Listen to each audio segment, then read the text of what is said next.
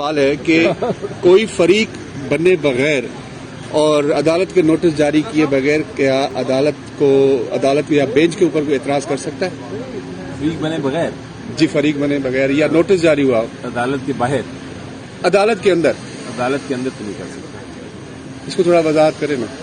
ایسا نہیں ہو سکتا کہ کوئی ویسی شخص آ کے جو پارٹی نہ بنا ہو عدالت میں اس کو آڈینس مل جائے، چاہے آبجیکشن کے لیے یا کوئی بحث کرنے کے لیے. اس کو سب سے پہلے پروسیس یہی ہے کہ اس کو ایک پارٹی بننے کی درخواست دینی پڑتی ہے. اگر اجازت دی جائے، عدالت اگر اجازت دے اور وہ اپلیکیشن ایکسیپٹ کرے، اس کے بعد وہ پارٹی بن سکتا ہے. اور پارٹی بننے کے بعد پھر وہ آبجیکشن لے یا نہ لے، وہ اس کی اپنی. اچھا کہا سر، وہ جو 4-3 کے فیصلے آنے کا ایک معاملہ ایشو ہے، وہ تنازع پھر کھڑا ہو گیا. آپ کیا سمجھتے ہیں کہ سپریم کورٹ کا فیصلہ 4-3 سے ہے یا 3-2 سے ہے؟